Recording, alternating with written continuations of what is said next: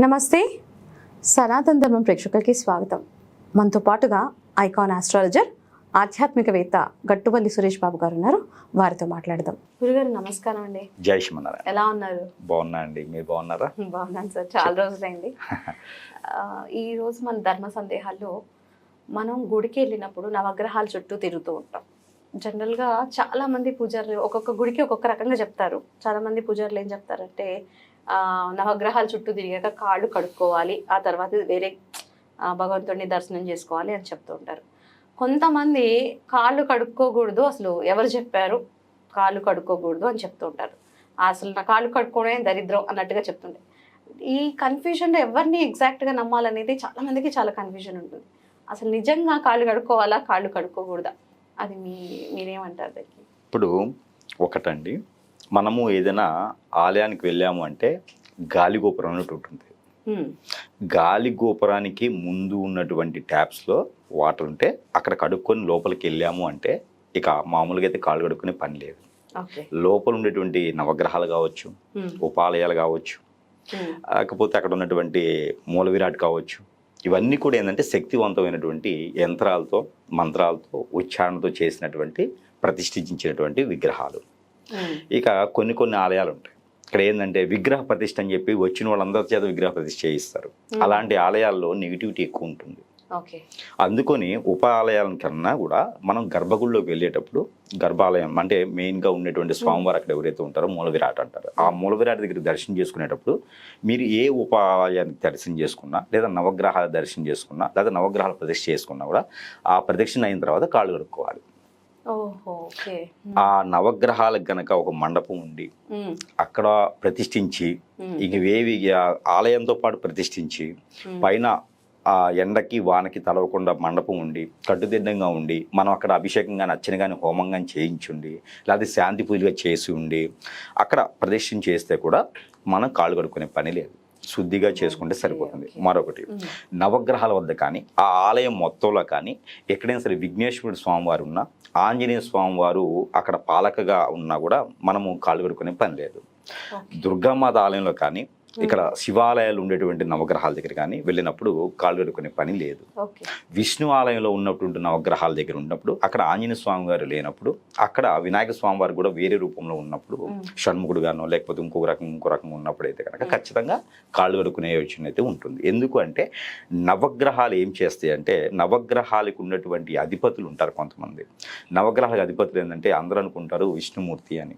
విష్ణుమూర్తి కేవలం సలహాదారుడు మాత్రమే నవగ్రహాలకి. ఆంజనేయ స్వామికి అయితే నవగ్రహాలు లొంగుతాయి, మాట వింటాయి. మరొకటి, వినాయక స్వామి వారికి ఎప్పుడు కూడా వినాయక స్వామి వారి దగ్గర ఉంటాయి నవగ్రహాలు. మూడోది, శివ భగవానుడి దగ్గర నవగ్రహాలు ఉంటాయి. కాబట్టి అలాంటి ఆలయాల్లో ఇబ్బంది లేకుండా ఉంటుంది. ఇప్పుడు దుర్గామాత ఆలయం ఉంటుంది, అక్కడ నవగ్రహాలు ఉన్నాయి అనుకోండి, నవగ్రహాల చుట్టూ తిరిగి ఆలయంలోకి వెళ్ళిపోవచ్చు. విష్ణు ఆలయంలో ఉన్నటువంటి నవగ్రహాలు ఉన్నప్పుడు మాత్రమే మనము కాళ్ళు కడుక్కోవడం కానీ ఇలాంటివి చేస్తే ఆ నవగ్రహాలకు ఉన్నటువంటి ఇబ్బంది కానీ నెగిటివిటీ కానీ మనకు రాకుండా ఉంటుంది. ఎక్కువ శక్తి అనేది నవగ్రహాలకి ఎక్కువ ఉంటుంది విష్ణు ఆలయంలో నవగ్రహాలు ఉంటే కనుక, కాబట్టి అలా ఉంటుంది. ఇంకొకటి, నవగ్రహాలకి మనం చేసేటువంటి ఎలాంటి ప్రక్రియ చేస్తున్నాం, మనం దేనికి వెళ్ళాం. ఇప్పుడు శనివారం రోజున వెళ్తున్నాం, శనివారం రోజున వెళ్ళినప్పుడు అంటే నువ్వులతో అభిషేకం చేసుకుంటాం శనీశ్వరునికి, అలానే నువ్వుల నూనెతో దీపారాధన చేస్తాం శనీశ్వరునికి. అలానే దానాలు ఏదైనా చేసినప్పుడు కాళ్ళు కడుక్కోవాలి. మామూలుగా రోజు ఆలయానికి వెళ్తున్నాము, నవగ్రహాల చుట్టూ తిరుగుతున్నాము, వినాయకుని చుట్టూ తిరుగుతున్నాము, అలానే మనం ఆలయంలోకి వెళ్ళొచ్చు, దానికి కాళ్ళు కడుక్కునే పని లేదు. మనము ప్రత్యేకించి ఏదైనా దానాలు చేసినప్పుడు, ప్రత్యేకించి శాంతి హోమాలు చేసినప్పుడు ఖచ్చితంగా కాళ్ళు కడుక్కుంటే ఏమవుతుందంటే ఆ నవగ్రహాలకి ఏదైతే చేసుకున్నామో ఆ క్రియ మళ్ళీ మనతో రాకుండా ఉంటుంది. కాబట్టి కాళ్ళు కడుక్కునేటువంటి ప్రక్రియ అలా ఉంటుంది. మనం చేసేటువంటి క్రియల ప్రకారంగా తప్పితే ప్రత్యేకంగా నవగ్రహాలకు వెళ్ళగానే వాటిని టచ్ చేయగానే మనకి ఏది అంటుముట్టు రాదు, ఇబ్బంది లేదు. కాబట్టి నవగ్రహాల చుట్టూ తిరిగే వాళ్ళకి కూడా ఒక్కొక్కటి నేను గమనిస్తున్నాను, నవగ్రహాల చుట్టూ ఎవరైనా తిరిగారు అనుకోండి, వాళ్ళని టచ్ చేయరు. అక్కడి నుంచి ఏదన్నా మనకు వస్తుందని చెప్పేసి వాళ్ళని తాకరు. ఆ నవగ్రహాల దగ్గర పెట్టినటువంటి నైవేద్యం కానీ, పువ్వులు కానీ, అక్కడ అభిషేకం చేసినవి కానీ అవి ఉంటే కనుక పంచకూడదు, అవి ఎవరికి ఇవ్వకూడదు. అవి పుణ్యకర్మాలు అంటారు అన్నమాట. ఆ పుణ్యకర్మాలు ఏంటంటే మనం అనుకున్నటువంటి ఏదైతే నవగ్రహాల దోషాలు కావచ్చు, మనం అనుకున్న కార్యక్రమాలు కావచ్చు, అవన్నీ కూడా ఏంటంటే లేట్ అవుతాయి. కాబట్టి మనం చేసేది ఏది కూడా నవగ్రహాల చుట్టూ తిరగడం ద్వారా పితృదోషాలు ఉంటే పోతాయి, కాలసర్పదోషం, నాగదోషం, కుజదోషం ఉంటే పోతాయి, నవగ్రహాల గ్రహదోషాలు ఉంటే పోతాయి. అలాంటి దోషాలకి అభిషేకం చేసుకొని వాటిని మళ్ళీ మిగిలిచ్చేసి ఉపాలయాలకో లేకపోతే మూల విరాట్ ఆలయానికో తీసుకొని రాకూడదు. ఇక్కడ ముందు సపరేట్గా పెట్టుకోవాలి.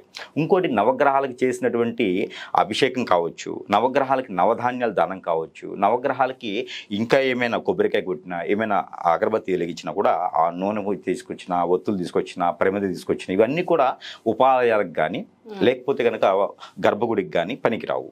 నవగ్రహాలకి వాడుకోవాలి. ఇక్కడ దీనికి సపరేట్ కిట్ ఉండాలి, దానికి సపరేట్ కిట్ ఉండాలి. పువ్వులైనా సరే ఎక్కువ తెచ్చామండి అక్కడ సగం ఇక్కడ సగం దానికి లేదు. నవగ్రహాలకి చేయవలసినటువంటి ధర్మ ప్రకారంగా చేయాలి. నవగ్రహాలు అంటే గురువులతో సమానం. గురువుని పూజించుకున్న తర్వాత మాత్రమే ఆలయానికి వెళ్ళాలి. కాబట్టి నవగ్రహాలు అనేది చాలా గొప్పవి. అవేది మనకి అంటుముట్టవు, మనకి నెత్తిన కూర్చోవు, మన చుట్టూతో ఏమి రావు. దానివల్ల మనం ఏ ఆలయానికి వెళ్ళాము, ఆ ఆలయంలో చేసేటువంటి విధానం ఏంటి, మనం ఏం చేస్తున్నాం.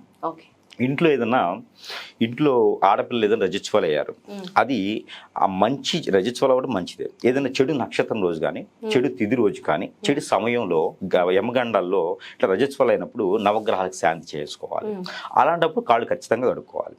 మరనే బారసాల అని చేస్తారు. పిల్లలు జన్మించగానే వారికి చెడు నక్షత్రంలో కానీ పుట్టినప్పుడు నవగ్రహ శాంతి చేస్తారు. అప్పుడు ఖచ్చితంగా కాళ్ళు కడుక్కోవాల్సిందే. ఆ మంత్రోచ్చారణ నెగిటివిటీగా ఉంటాయి.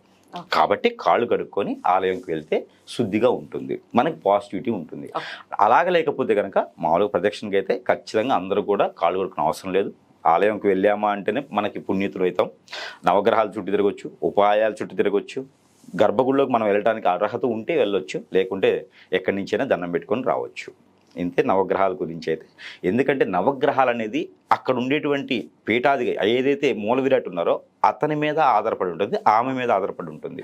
ఆ స్వామివారి యొక్క విగ్రహం ప్రతిష్ఠించిన తర్వాత అతనికి ఎన్నికల పవర్స్ ఉన్నాయి, ఎంత ప్రాసిద్ధి ఉంది, వాటి ప్రకారంగా ఉంటుంది. అంతమించి పాలకులు గాను లేకపోతే ఉపగ్రహాలు గాను ఉప ఆలయాలు గాను అవన్నీ కూడా చూసుకుంటూ ఉండాలి. అంతేగాని సపరేట్గా ఒకటి ఉంటుందండి. ముందు ఆలయం కడతారు, కొన్ని సంవత్సరాల తర్వాత నవగ్రహాల మండపాలు కడతారు. అలాంటి ఆలయాలు అయితే ఎటువంటి సందర్భం ఇబ్బంది లేదు. నవగ్రహాల చుట్టూ తిరగవచ్చు, ఆలయంలోకి వెళ్ళిపోవచ్చు. ఎందుకంటే అవి ఎప్పుడైతే మనం ఆలయం నిర్మాణం చేస్తామో అదే సమయంలో నవగ్రహాలు పెట్టాలి. సపరేట్గా ఎప్పుడో కుదిరింది, డబ్బులు అప్పుడు లేవు, చందాలు ఇప్పుడు వచ్చినాయని చెప్పి కొన్ని ఆలయాలు పెడతారు. వాటిని పెద్దగా ఆలోచించే అవసరం కూడా లేదు. వాటికి అంత పవర్స్ ఉండవు. కాబట్టి అవి తిరగొచ్చు, ఇటు వెళ్ళొచ్చు. అది ఇబ్బంది అయితే ఏముండదు. Thank you.